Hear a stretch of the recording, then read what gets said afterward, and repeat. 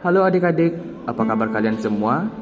Perkenalkan, nama kakak IGD Saputrawan dengan NIM 19 11 03 13 38 dari kelas 3B Prodi PGSD FIP Undeksa. Kali ini, kakak akan menyajikan sebuah komik yang bertemakan tentang dilema moral yang berjudul Tiada Pelangi Tanpa Hujan. Komik ini dibuat berdasarkan kompetisi inti dan kompetisi dasar pendidikan Pancasila dan Kewarganegaraan SD kelas 3 bagian 2.1 yaitu bersikap jujur, peduli, kasih sayang sesuai dengan sila-sila Pancasila dalam lambang negara Garuda Pancasila. Judul komik Tiada Pelangi Tanpa Hujan.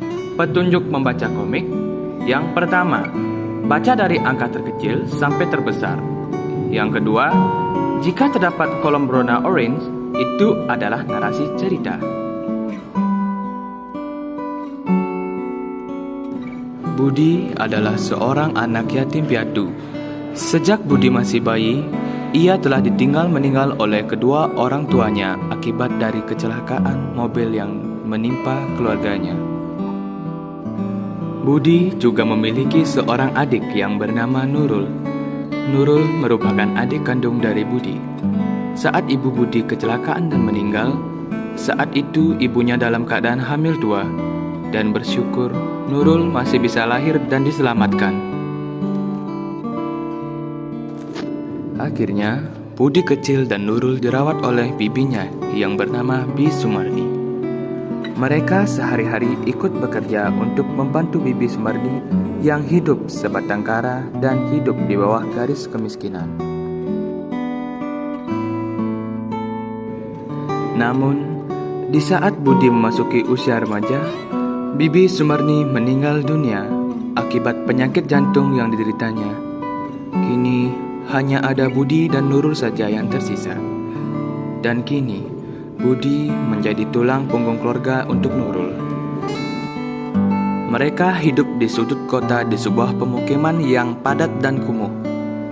Setiap harinya, mereka berdua harus berkelahi dengan waktu dan ekonomi demi bertahan hidup.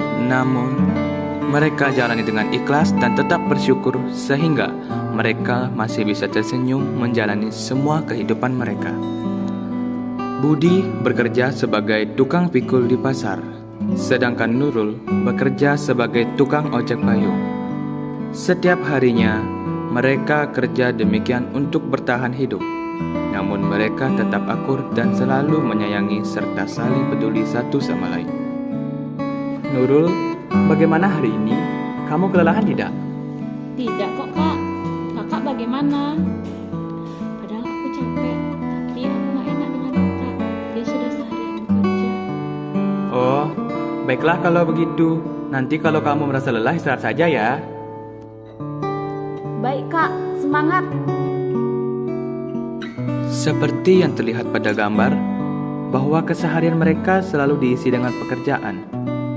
Terlihat Nurul di sana sedang menawarkan ojek payung, sedangkan Budi sedang membawakan tas seorang bapak-bapak. Hingga suatu ketika, Nurul jatuh sakit.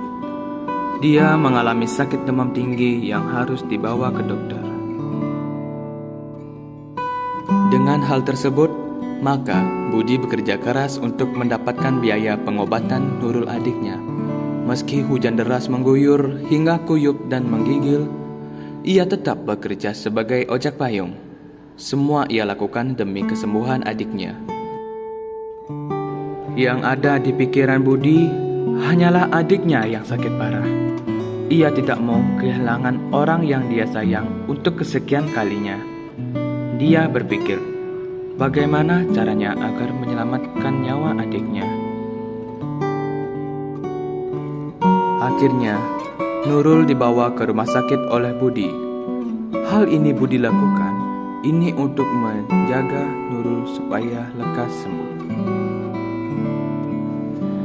Setelah itu, Budi langsung menuju lobi rumah sakit untuk mengetahui seberapa banyak biaya yang dikeluarkan untuk pengobatan Nurul.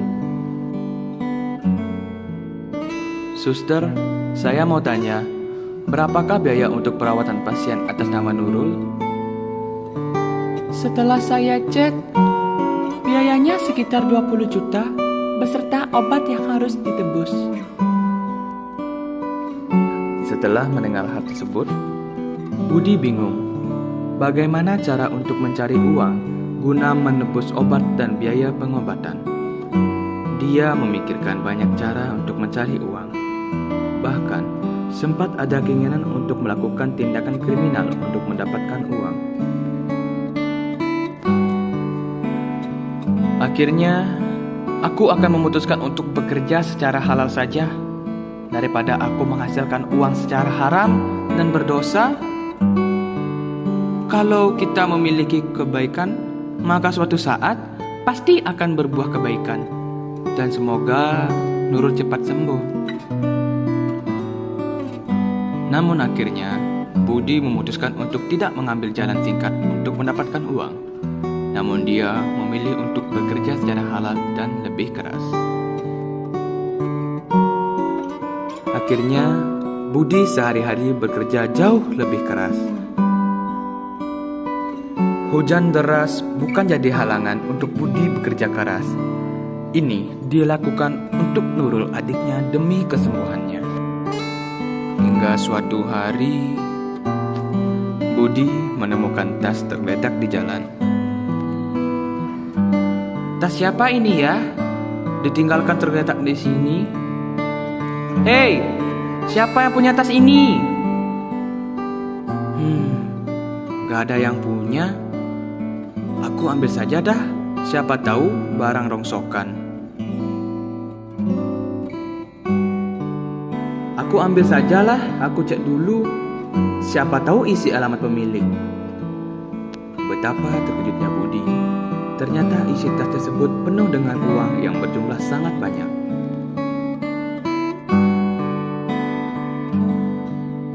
Akhirnya, Budi menemukan titik terang dari tas tersebut.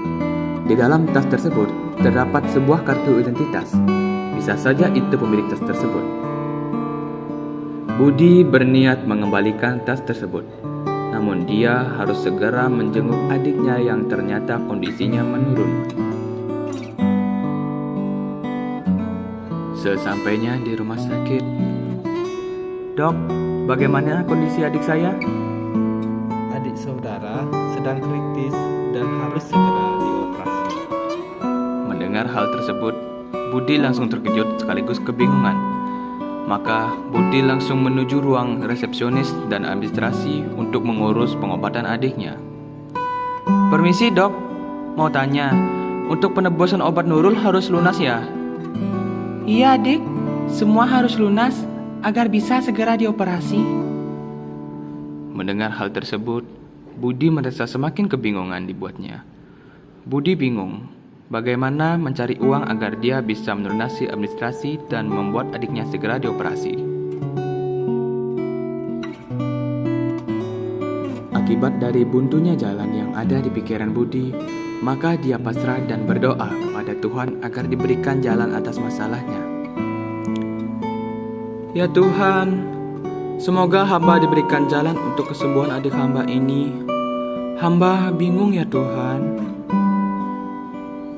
Kemudian, Budi tiba-tiba teringat dengan tas yang dia temukan yang penuh dengan uang. "Ya Tuhan, apakah aku harus menggunakan uang tersebut untuk kesembuhan adikku ini?" Budi bingung di dua sisi. Jika dia gunakan uang tersebut, itu bukan uangnya. Namun jika tidak, maka adiknya tidak mendapat penanganan medis. "Ya Tuhan, aku bingung harus apa. Tapi kalau aku pakai itu uang bukan uangku. Tapi jika tidak aku gunakan, nanti sakit adikku makin parah." Budi memutuskan untuk menggunakan uang tersebut, atau dengan kata lain, dia meminjamnya. Karena saat itu, jika dia tidak segera mengambil keputusan, maka adiknya dalam bahaya. "Ya Tuhan, Maafkan aku saat ini harus meminjam uang ini. Suatu saat pasti aku akan mencari pemiliknya dan membicarakan hal ini. Budi saat itu memutuskan segera berlari dan membayar lunas semua biaya pengobatan Nurul adiknya dan berharap segera bisa dioperasi. Kemudian Nurul sedang dioperasi. Singkat cerita, Nurul telah selesai dioperasi dan Budi kemudian bertanya kepada dokter, "Dok, bagaimana keadaan adik saya?" Syukur adik Anda sudah dalam keadaan baik. Anda boleh melihat di dalam. Budi berada di dekat Nurul. "Nurul, bagaimana kondisimu?" Syukur kak, aku sudah mendingan. "Syukurlah, kakak jadi senang mendengarnya." Diceritakan kalau Nurul telah kembali ke rumah dan memulai semua secara normal. Maka Budi menceritakan bagaimana ia bisa mendapatkan uang untuk menebus biaya pengobatan Nurul. Melihat hal tersebut, Budi dan Nurul kebingungan mengganti uang yang mereka pinjam. Kak, bagaimana sekarang kita kembalikan uang di tas tersebut? Kalau melihat dari pekerjaan kita yang serabutan ini, pasti butuh waktu yang bertahun-tahun lamanya untuk terkumpul uang segitu banyaknya, Rul. Sebaiknya kita cari alamat yang punya tas itu, Kak. Kita cari solusi bersama di sana. Baiklah, Rul. Kak menemukan kartu tanda pengenal di sana. Kita bisa telusuri alamat tersebut. Setelah sekian lama mencari, akhirnya mereka menemukan rumah yang mereka cari. Kak, mungkin ini rumahnya. Iya, Dik. Mari kita cek saja. Halo, Pak. Perkenalkan, nama saya Budi. Sebelumnya, saya menemukan tas Bapak di jalan dan membawa ke sini berdasarkan kartu KTP ini. Wah, terima kasih nak sudah mengembalikan tas saya yang hilang. Nama saya Burhan. Namun, uangnya berkurang karena kami pinjam untuk biaya pengobatan adik saya. Kami berencana ingin mengembalikan, tapi entah kapan karena kami kerja serabutan. Jika demikian, gak usah dah dikembalikan. Itu buat adik saja. Namun, saya tak mau, Pak. Saya harus bayar utang itu. Setidaknya kami minta pekerjaan di rumah Bapak ya, Pak.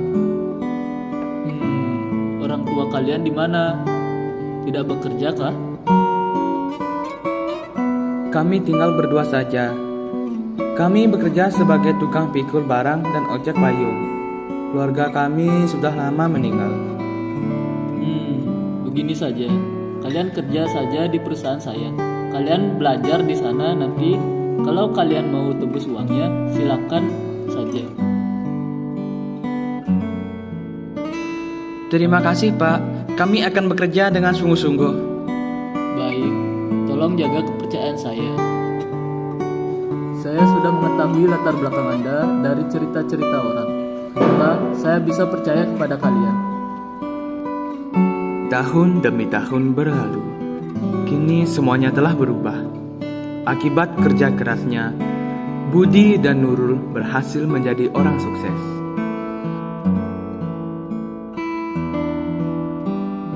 Nah, adik-adik, setelah membaca komik di atas, maka jawablah pertanyaan di bawah ini. Nomor 1. Pelajaran apa yang dapat kita ambil dari cerita di atas? Nomor 2. Nilai moral apa yang dapat kita petik dari cerita di atas? Kemudian yang ketiga, dilema, pertentangan atau masalah apa yang terjadi dan dialami oleh tokoh dalam cerita tersebut? Dan yang terakhir, nomor 4, norma apa yang terkandung dalam cerita tersebut? Nah, adik-adik, jika belum, ayo coba baca dan disimak sekali lagi cerita ini agar kalian tahu makna yang ada di dalam cerita ini. Pesan moral. Pada dasarnya, setiap manusia memiliki nasib dan takdir yang berbeda-beda. Ada yang terlahir dengan langsung meraih kebahagiaan, ada juga yang baru lahir harus berjuang untuk mendapatkan apa yang dia inginkan. Maka dari itu, kita selalu sabar dan berjuang serta berusaha untuk selalu berbuat kebaikan. Karena jika kita selalu berbuat baik, maka kita akan senantiasa mendapat karma baik juga dalam hidup kita. Jangan pernah menyerah ataupun putus asa. Sebagaimanapun sulitnya hidup ini, kita harus terus berjuang dengan positif dan selalu berdoa agar hal yang kita lakukan selalu diberkati oleh Tuhan. Ibaratkan sebuah pelangi yang indah, untuk membentuk pelangi tersebut maka tak jarang diawali dengan badai yang hebat. Dan jadilah orang yang bertanggung jawab. Apapun yang kita perbuat dan miliki, pada dasarnya kita harus bisa mempertanggungjawabkannya. Sebagaimana kita harus belajar dewasa sejak dini guna membentuk karakter